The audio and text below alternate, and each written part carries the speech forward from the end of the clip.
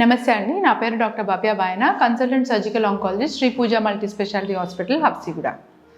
So ఈరోజు మనం cancer గురించి కొన్ని కామన్ అపోహలు, అంటే రెగ్యులర్గా చాలామంది మిత్స్ అంటాము. సో కామన్ అపోహలు, దానికి యాక్చువల్ ఫ్యాక్ట్స్ అంటే నిజాలు ఏంటి అనేది మాట్లాడుకుందాం.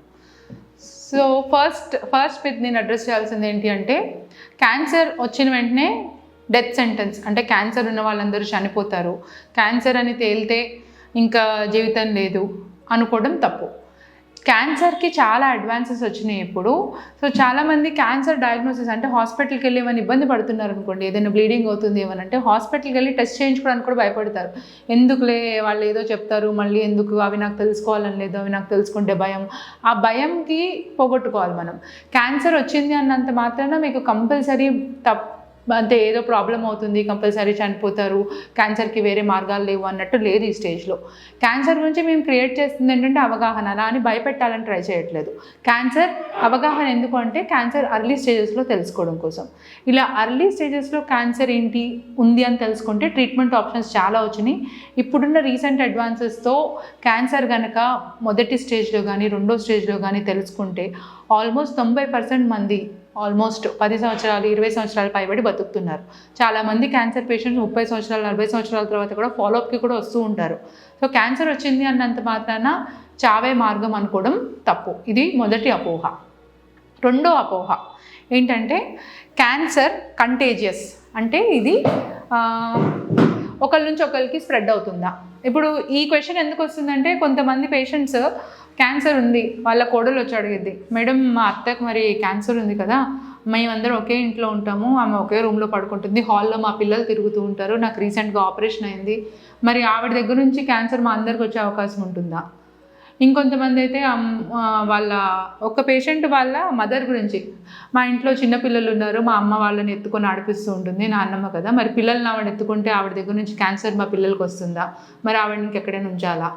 ఈ క్వశ్చన్ చాలా కామన్గా అడుగుతారు. ఒకవేళ నన్ను అడగని వాళ్ళకి బ్రెయిన్లో ఉండుంటుందేమో, అడగడానికి మొహమాట పడడం కానీ భయపడడం కూడా జరుగుతూ ఉంటుందేమో. సో క్యాన్సర్ అనేది ఒకరి నుంచి ఒకరికి జనరల్గా స్ప్రెడ్ అవ్వదండి. అంటే ఇప్పుడు నాకు ఒక బ్రెస్ట్ క్యాన్సర్ వచ్చింది అనుకోండి, మీ అమ్మకి కానీ, మీ ఇంట్లో పిల్లలకి ఆవిడ దగ్గర నుంచి బ్రెస్ట్ క్యాన్సర్ వచ్చే అవకాశం జనరల్గా ఉండదు. ఒకరి నుంచి ఒకరికి క్యాన్సర్ అనేది స్ప్రెడ్ అవ్వదు, అది అంటువ్యాధి అయితే కాదు. కాకపోతే కొన్ని క్యాన్సర్స్ ఏంటంటే ఇన్ఫెక్షన్ వల్ల కాజ్ అవుతాయి. అంటే గర్భాశయ ముఖద్వార క్యాన్సర్ అనుకోండి, అది హెచ్పివి DNA ఇన్ఫెక్షన్ వల్ల అనుకోండి, లేదు హెపటైటిస్ లివర్ క్యాన్సర్ అనుకోండి, హెపటైటిస్ వైరస్ వల్ల కూడా కాజ్ అవుతుంది. ఈ హెపటైటిస్ వైరస్ జనరల్గా రక్తం ద్వారా స్ప్రెడ్ అయ్యింది, సెక్రీషన్స్, బాడీ సెక్రీషన్స్, సెక్స్లో పార్టిసిపేట్ చేయడం వల్ల స్ప్రెడ్ అవుద్ది, కానీ చేతితో స్ప్రెడ్ అయ్యే రకం కాదు. హెచ్పివి వైరస్ అన్నాను కదా, ఆ వైరస్ మాత్రం చేతి ద్వారా స్ప్రెడ్ అయ్యే అవకాశం ఉంది.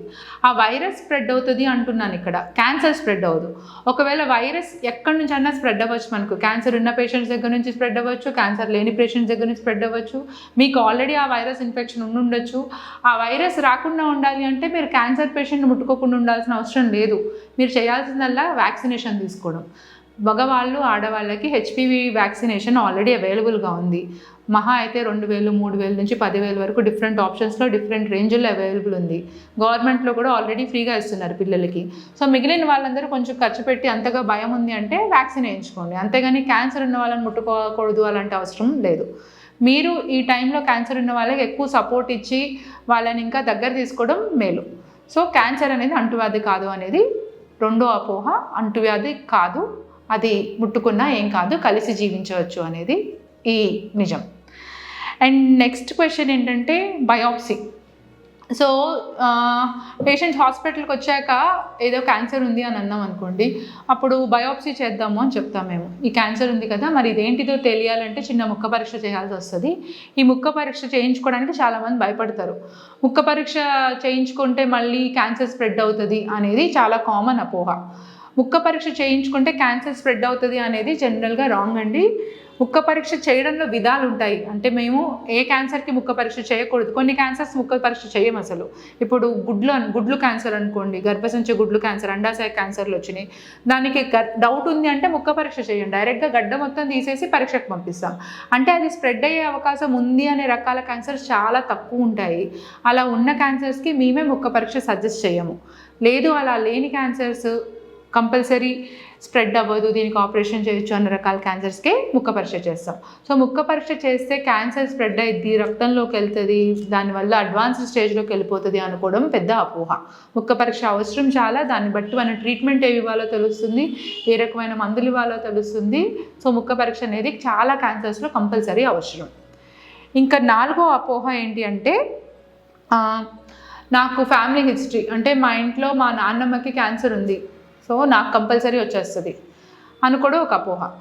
ఈ మన జనాలు ఏంటంటే 2 రకాలు ఏదైనా అతి ఉంటారు. కొంతమంది పట్టించుకునే వాళ్ళు అస్సలు పట్టించుకోరు, కొంతమంది పట్టించుకునే వాళ్ళు ఏంటంటే మా ఇంట్లో క్యాన్సర్ ఉంది కదా అని చెప్పి 20 సంవత్సరాల నుంచి అమ్మో నాకు క్యాన్సర్ వస్తుందేమో, నాకు చేతి పైన చిన్న కురుపు వచ్చింది, ఇది క్యాన్సర్ అయి ఉంటుంది, నాకు పీరియడ్స్లో కొంచెం తేడా వచ్చింది, ఇది క్యాన్సర్ అయి ఉంటుంది, ఇలా భయపడే జనాలు కూడా చాలా చూస్తాం.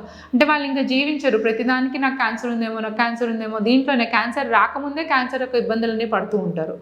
సో భయం, ఫ్యామిలీ హిస్టరీలో క్యాన్సర్ ఉంది అంటే మీకు కంపల్సరీ క్యాన్సర్ వస్తుంది అని ఏముండదు. జనరల్గా ఫెమిలియల్ క్యాన్సర్స్ కేవలం ఉన్న క్యాన్సర్స్లో 5 నుంచి 10% మటుకే ఫెమిలియల్ క్యాన్సర్స్. మిగతా క్యాన్సర్స్ అన్నీ ర్యాండమ్గా ఎవరికి పడితే వాళ్ళకి ఇది అది అని లేకుండా ర్యాండమ్గా వచ్చే క్యాన్సర్సే. ఫ్యామిలీ హిస్టరీ ద్వారా వచ్చే క్యాన్సర్స్ 5 నుంచి 10% వరకే. ఇంకొక అపోహ ఏంటంటే నాకు అసలు ఫ్యామిలీ హిస్టరీ ఏం లేదు, ఇటు నాన్న తరపున 7 తరాలు, అమ్మ తరపున 7 తరాలు ఎవరికి క్యాన్సర్ లేదు, సో నాకేమీ క్యాన్సర్ రాదు అని ధీమాగా ఉండడం కూడా తప్పే.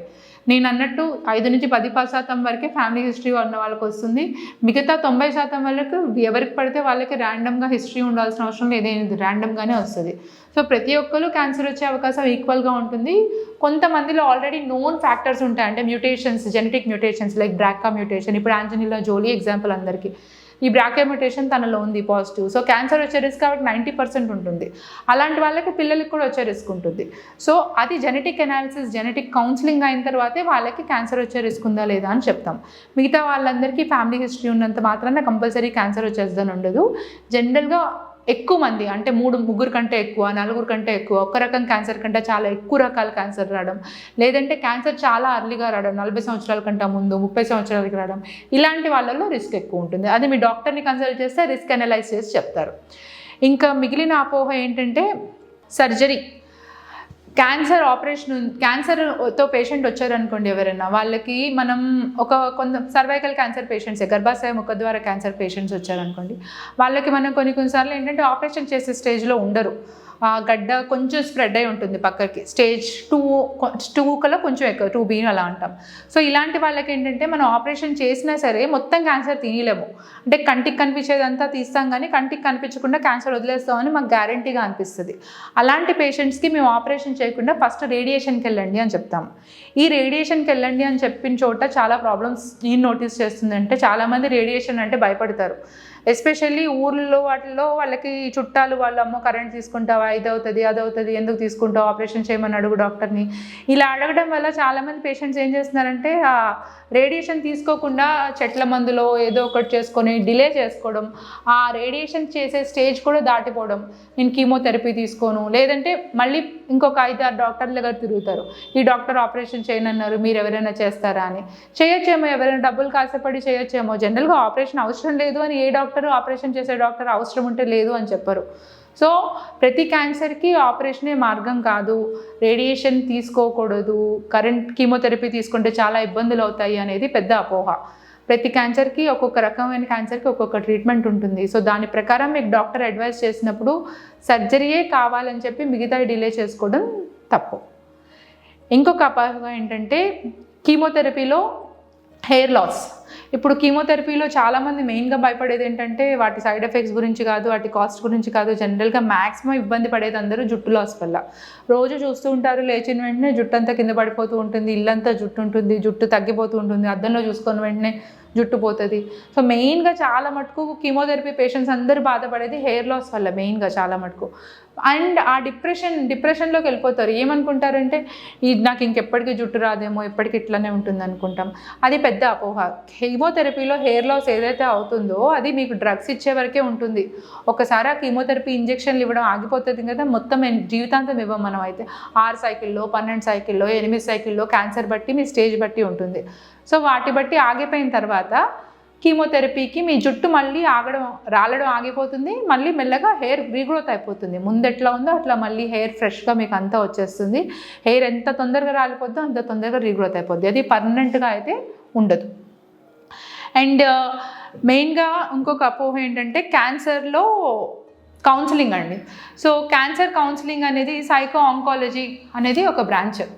నేను నా పేషెంట్స్కి చెప్తూ ఉంటాను, చాలామంది ఇష్టపడరు, కానీ ఇప్పుడు మనం ఒక పేషెంట్ కింద మీరు వచ్చారనుకోండి, మీకు ఇక్కడ కూర్చోబెట్టాను, నేను ఒక 2 నిమిషాల్లో రిపోర్ట్స్ చూసి మీకు అమ్మా మీకు క్యాన్సర్ ఉంది, ఈ స్టేజ్లో ఉన్నారు, మీరు ఇంక ఇలా అంటే ఆ విషయాన్ని మీరు ఎంతవరకు తీసుకోగలరు. చాలామంది యంగ్ పేషెంట్స్కి కూడా క్యాన్సర్ వస్తుంది ఈ మధ్య, అంటే చాలా డెలికేట్గా డీల్ చేయాల్సి వస్తుంది. వాళ్ళకి ఆ డయాగ్నోసిస్ చెప్తే వాళ్ళకి ఏమైపోతుంది ఇవన్నీ డిస్కస్ చేయాలి, కౌన్సిలింగ్ చేయాలి. సో ఆ కౌన్సిలింగ్కి అందరూ ట్రైన్డ్ ఉండరు. ప్రతి డాక్టరు అంటే ఆపరేషన్ చేసే డాక్టర్లు కానీ కీమోథెరపీ ఇచ్చే doctor we are not train to counsel you. అంటే మాట్లాడతాం, కానీ స్పెసిఫిక్గా ప్రొఫెషనల్ ట్రైనింగ్ ఉంటుందండి. సైకో ఆంకాలజీ కౌన్సిలింగ్ అని చెప్పి వాళ్ళు మీకు ప్రతి స్టేజ్లో మీ హ్యాండ్ హోల్డ్ చేస్తారు, మీకు ఎక్స్ప్లెయిన్ చేస్తారు, మీతో మాట్లాడతారు. అదొక స్పెసిఫిక్ బ్రాంచ్. ఆ బ్రాంచ్కి కన్సల్టేషన్ ఫీకి ఒక 500 ఉందనుకోండి, చాలామంది వెళ్ళడానికి ఆలోచిస్తారు. అండ్ మెయిన్గా కన్సల్టేషన్ ఫీజు గురించి కూడా కాదు, అంటే కౌన్సిలింగా, డాక్టరా, సైకాలజిస్టా, అంటే మెంటల్ డాక్టర్. ఈ మెంటల్ డాక్టర్ అనే కామన్ ఎవరంటే బయట చూపించుకుంటామో వీళ్ళ దగ్గరికి వెళ్తున్నా అనేది అదొక అపోహ. అంటే వీళ్ళని చూసి అదేదో తప్పు అనుకోవడం చాలా పెద్ద రాంగ్ హ్యాబిట్. మీకు సైకో కౌన్సిలింగ్ తీసుకున్న పేషెంట్స్ చాలా హ్యాపీగా ఉంటారు. వాళ్ళు యాక్సెప్టెన్స్ కానీ వాళ్ళకి అర్థమయ్యే విధానం కానీ చాలా డిఫరెంట్గా ఉంటుంది. సో క్యాన్సర్ అనే ట్రీట్మెంట్ ఓన్లీ ట్రైన్డ్ డాక్టర్స్ చేస్తారు అనుకునేది అపోహ. అంటే మాకు హెల్పేటివ్గా చాలా హ్యాండ్స్ ఉంటాయి.